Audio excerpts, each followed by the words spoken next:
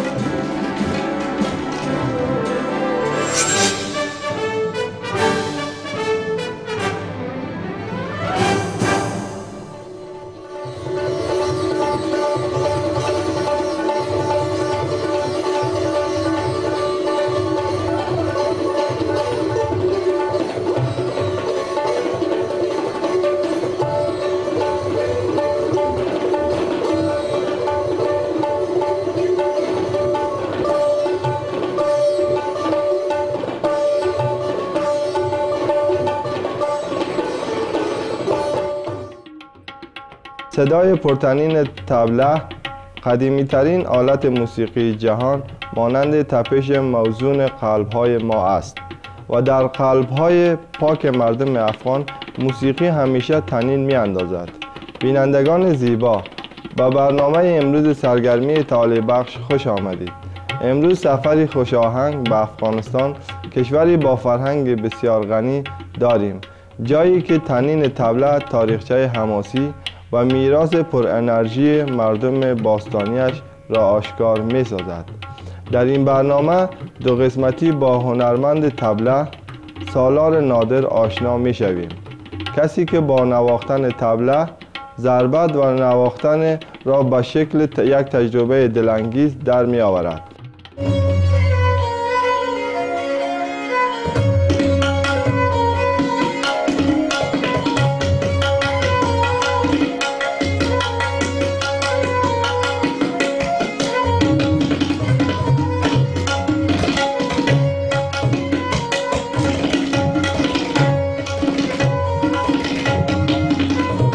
وی یکی از پرطرفدارترین طبله نوازان نسل خود می باشد و تاکنون هنرنمایی هایی در سراسر دنیا با موسیقیدانان معروف داشته، از جمله احمد ولی، غزلسرای معروف افغان و استاد آواز غلام علی خان از پاکستان. سالار نادر کمپوز موسیقی و هنرنمایی طبله را برای نسخه تئاتری پرفروشترین اثر نویسنده مشهور افغان خالد حسینی به نام کاغذ پرانباز را بر عهده گرفت که رسانه ها از آن بسیار استقبال کردند. آقای سالار نادر لطف کردند و وقتی را برای صحبت با سوپریم مستر تلویزیون کنار گذاشتند تا با ما در مورد علاقه خود به هنرش و فرهنگ گفتگو کند.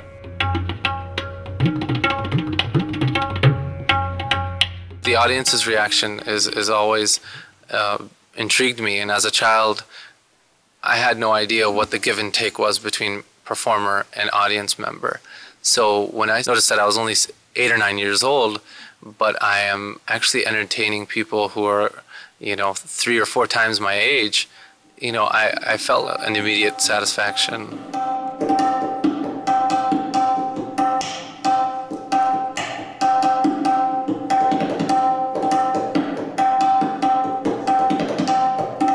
سالار در آلمان به دنیا آمد.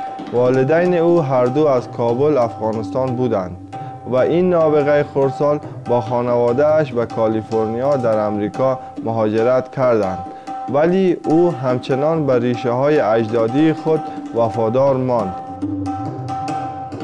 Well, having grown up in Germany and the States, what was the reason or inspiration for you to pursue traditional and folk Afghan music versus more of a Western style? Yeah, well, Afghan music, it's actually very dominant and predominant in every Afghan household.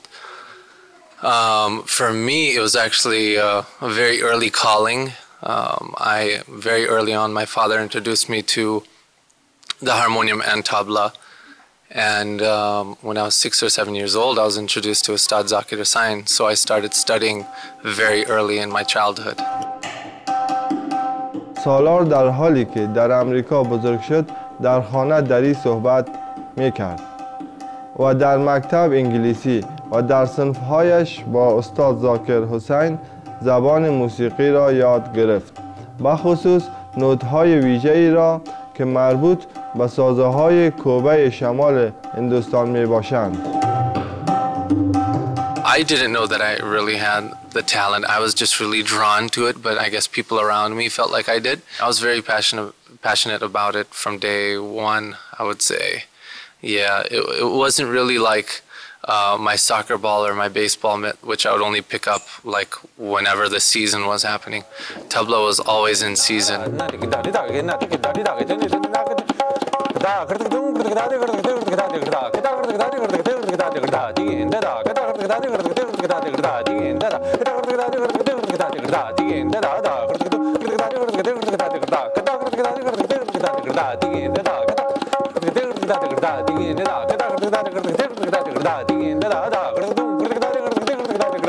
استعداد و اشتیاق سالار برای نواختن طبله در سنین کودکی او آشکار شد. وقتی موسیقیدان‌های کلاسیک معروف دنیا به امریکا آمدند، سالار این افتخار بزرگ را داشت که آنها را همراهی کند. وقتی او به سن 12 سالگی رسیده بود، برای چند خواننده معروف افغان طبله نواخته بود، از جمله فریده مهوش، احمد ولی، خواننده معروف پاکستانی استاد سلامت علی خان و پسران با استعداد او با نام‌های شفقت، شرافت، سخاوت. Did your parents play instruments as well? He taught you? My father would sing Afghan folk in the house, and not really professionally. I mean, he really aspired to become a professional singer in Kabul in the late 70s, actually. And due to what was happening at that time, his dream actually really fell short. He was really not able to pursue it at all. Though when I was born, he still till today says that he was trying to live his dream through me, be it vocal music or percussion. And eventually, when he noticed that I had the passion for percussion and tabla, knew that I had to be groomed by one of the best and a master.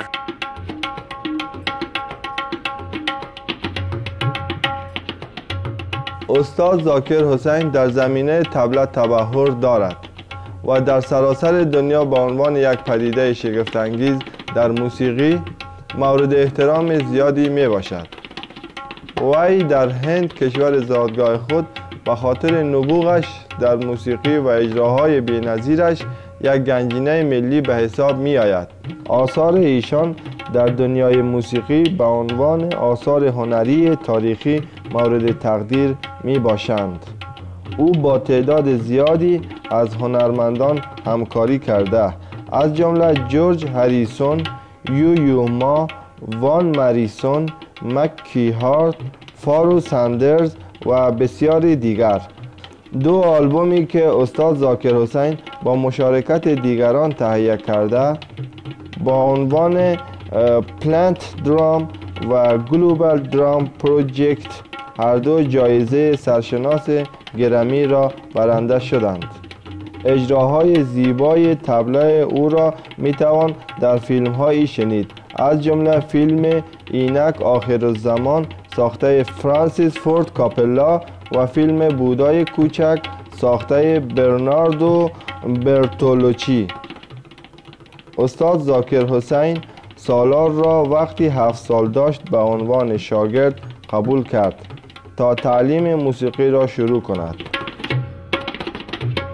I've been so blessed to have been introduced and met him when I did as a child, because he's been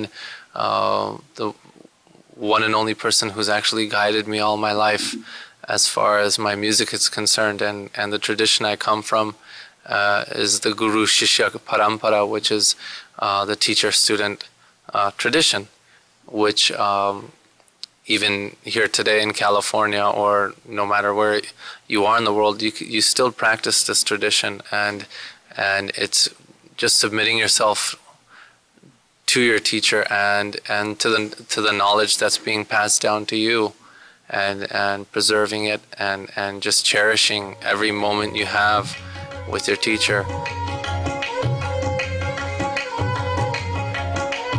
شاگردان معمولاً بعد از چندین سال آموزش از طریق یک مراسم خاص پذیرفته می شوند، ولی استاد ذاکر حسین تحت تأثیر استعداد موسیقی سالار قرار گرفت و او را تحت تعلیم خود قرار داد و استاد این پسر 12 ساله شد.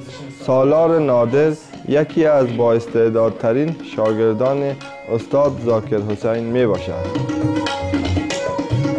He has such a relaxed approach and friendly approach to his students, and he makes you feel so comfortable. Of course, when you realize how much knowledge and performances and experience he has, it's very humbling as a student.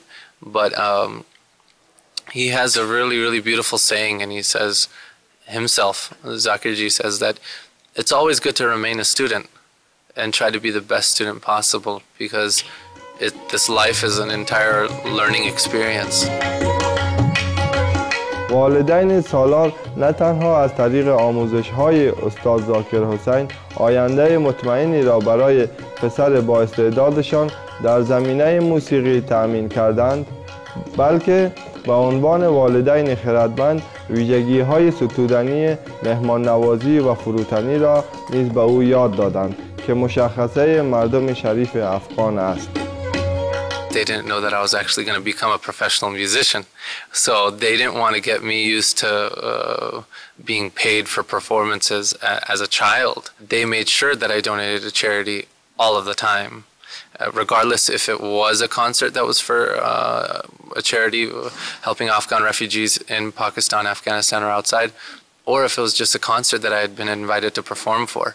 They always made sure. And it was great because I felt really good about it. I was never into the dollars and cents. I was always more into performing. And that was always a plus, because that also kept my passion. It never turned into a job. I'm actually involved with KhalidHusseiniFoundation.org. Most recently, the Pakistani flood victims.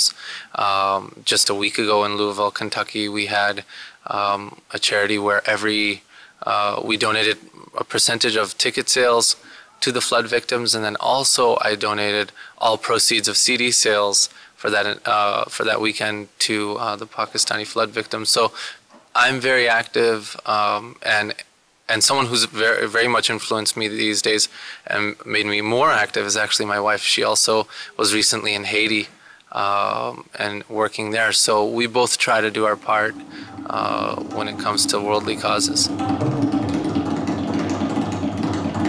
یکی از آرزوهایی که سالار در حال حاضر دارد خدمت به عنوان یک سفیر موسیقی و فرهنگ افغان از طریق نواختن طبله می باشد. وی با در میان گذاشتن جنبه‌های مشترک بشریت و میراث غنی مردم افغان با جهانیان با آوردن تفاهم و دوستی کمک می کند.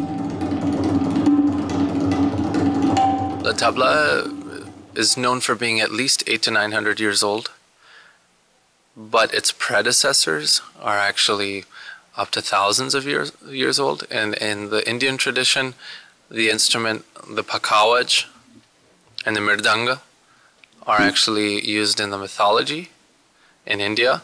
And then in Afghanistan, it's been something that has been traded. I think its way of origin was through the Silk Road. So, they were constantly trading instruments and whatnot, and instruments and cultures were influencing each other, at least along those border cities, I think. And in the last 100 years or so, the tabla has actually shrunk in height, and it's become a little more compact. And that's not just so we can get on JetBlue and United flights and fly around with these guys. It's so that the tonal possibilities have been expanded in both drums. The drum has a range of notes and tonal possibilities. That's what's so distinct about the tabla in comparison to any other percussion in the world.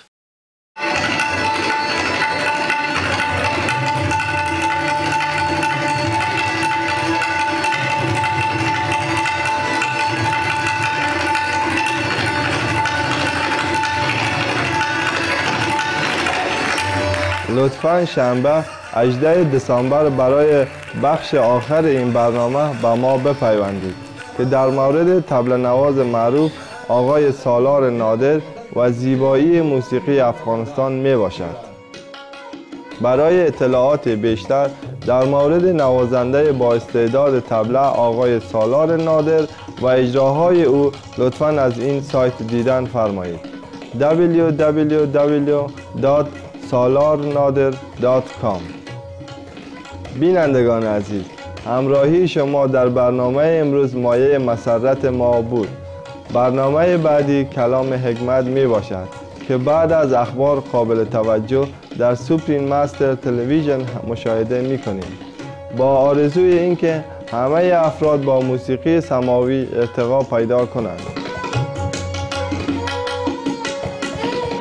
It was a pleasure to have your company today. Coming up next is a word of wisdom. After noteworthy news, here on Supreme Master Television, may all be uplifted through celestial music.